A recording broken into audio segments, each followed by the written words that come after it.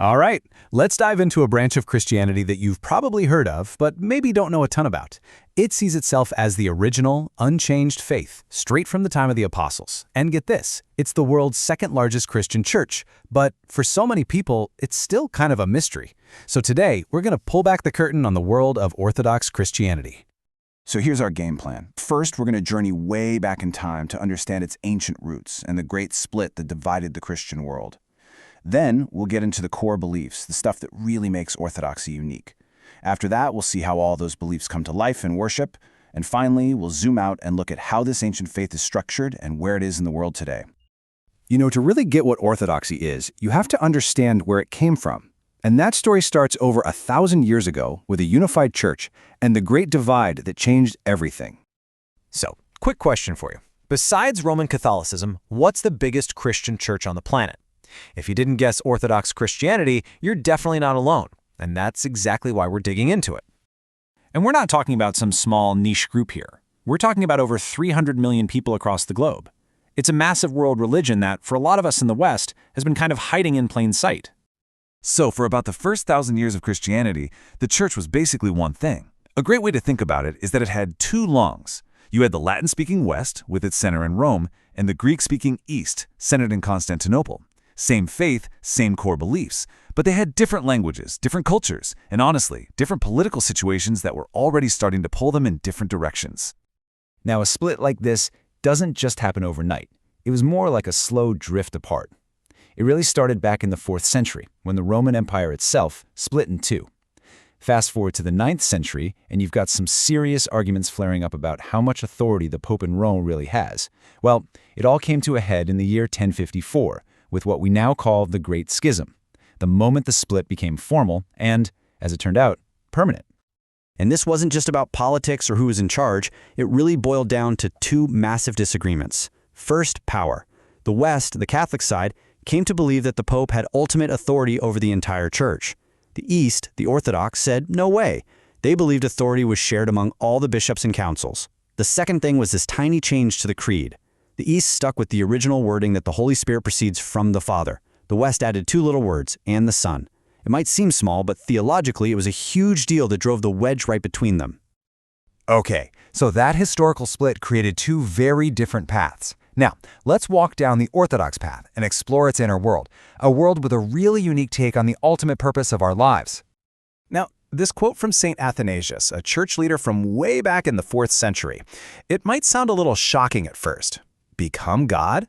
But stick with me, because this is the perfect doorway into the absolute central goal of the Orthodox faith. And that goal has a name: theosis. This is the big one. It's the belief that the whole point of the Christian life is to become united with God, to participate in the divine life itself.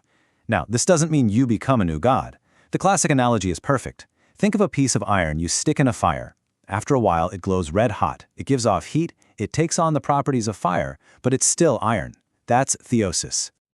And if you've ever stepped inside an Orthodox church, you know they are filled with these incredible images called icons. It is so important to understand. These are not idols to be worshipped. For Orthodox Christians, icons are literally windows into heaven.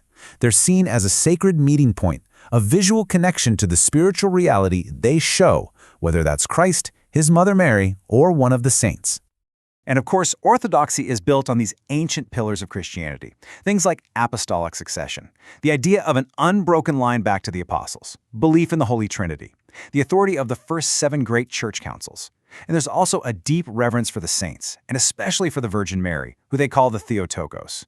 That's a Greek word that means God-bearer, and it's a title meant to really emphasize that the baby she carried was truly God.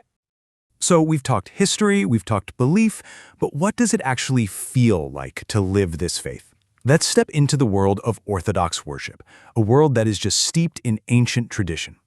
The heart and soul of their worship is called the divine liturgy. It's not just a sermon and some songs, it's a whole experience. It starts with scripture and prayers, then builds to this incredible moment called the Great Entrance, a solemn procession with the bread and wine. That leads into the core of the service, where the Eucharist is consecrated and it all culminates in Holy Communion. Honestly, the whole thing, the chanting, the incense, the icons, is designed to make you feel like you've just stepped out of time and into heaven itself. You know, what many Christians call sacraments, the Orthodox call the holy mysteries. And I love that term because it gets at the idea that these are moments where God's invisible grace becomes physically, tangibly present. While they believe there are countless mysteries, 7 are seen as the main ones, starting with baptism, chrismation, which is their form of confirmation, and of course the Eucharist. All right, let's zoom out. We've seen the history, the belief, the practice, but what does this ancient church look like today, here in the 21st century? Where in the world is it? This map tells a really clear story. A huge majority, 75% of Orthodox Christians still live in that traditional heartland of Eastern Europe. But look at the rest of the world. It's got deep roots in the Middle East and a growing presence in the Americas, Africa, and all over. It really is a global faith. Now, to understand how it's all organized, you need to know this one word, autocephaly. It literally means self-headed.